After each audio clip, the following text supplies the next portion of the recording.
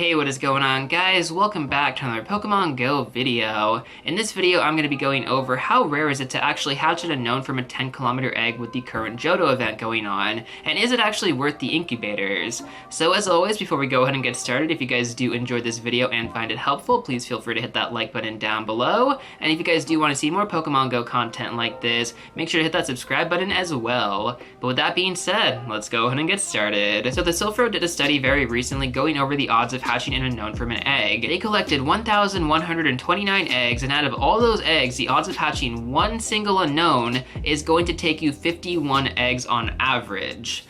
Yeah, that's pretty ridiculous, isn't it? So to break it down even further, the amount of 2-kilometer eggs they collected was 444, the number of 5-kilometer eggs they collected was 481, and the amount of 10-kilometer eggs they collected was 204. So purely off the 10-kilometer eggs, it would take you about 1 out of every 9 to actually hatch an Unown.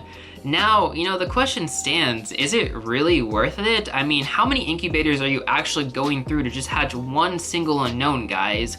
And are these Unown actually even that rare? So I went ahead and I did an analysis on that on its own because, in my opinion, these letters that are kind of being offered right now really aren't that rare in terms of Unown. And this is something that I've kind of factored in, and I think you guys should factor in as well. Of course, it is going to depend on where you live, but if you ever go to an event, for example, you're most likely going to find someone who does have these letters available to them. Now, for UNA, you could actually get this from GoFest 2019. That happened very recently. I still have a bunch of U's and I still have a bunch of A's from GoFest 2019. And if we look at L and R, those were actually available from the Worlds 2017 event over here in California. Now, of course, this is specific if you lived in California and you kind of attended that event. I personally did, so I already have a couple of those, and so does everyone else around me. And then finally, we have T, which was available from TwitchCon, I believe, in 2017, and then we also had the Let's Go, which was the E3 event, which was back in 2018, from what I remember correctly.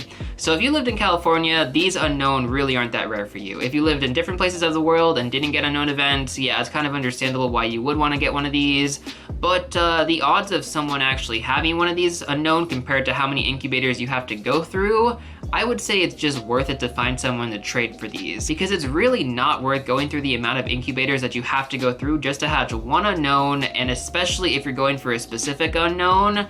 I don't even know what the odds are, but I guarantee it is extremely slim. So with that being said, is it even worth hatching all these eggs to get an Unown?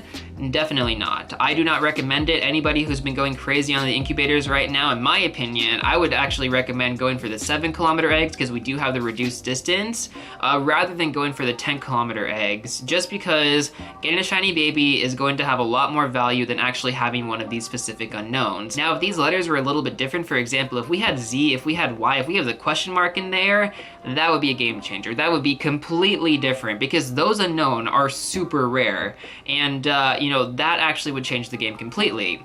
But because these Unown are actually fairly common, I'd actually recommend not using your incubators on 10-kilometer eggs, but rather using them on 7-kilometer eggs to actually hatch more shiny babies, because those will have significantly much more value, guys. Trust me, they really will. Everyone wants shiny babies. I'm still missing so many of them because, well, I can only go through so many eggs with my infinite incubator as a free-to-play player. I don't go out and I get my coins every single day. That's on me.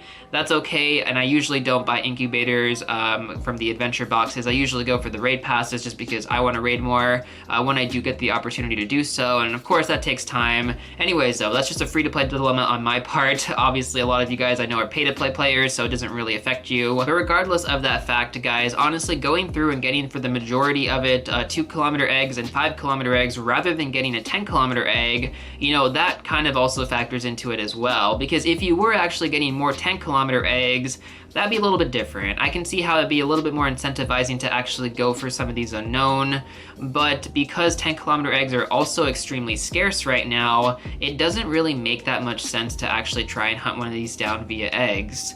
So that's pretty much my analysis on it. That's my take on it. Obviously, you guys do whatever you think is best for you, but is it really worth it? Definitely not. I'd recommend going for the 7-kilometer eggs for those shiny babies. Anyways, though, that's going to do it for this video. I just wanted to give you guys kind of a quick overview going over the Silph Road study that was recently done. All links, as always, will be in the description below if you guys want to kind of go ahead and check out those numbers for yourselves. Credits goes out to all the people that did the research on this. Honestly, I'm just kind of breaking it down for you guys to let you guys know in a faster format. But once again, hope you guys did find this video helpful and informative. If you did, feel free to hit that like button down below. I'd really appreciate it. And if you guys do want to see more Pokemon Go content like this, make sure to hit that subscribe button as well. And I will see you all real soon in the next one.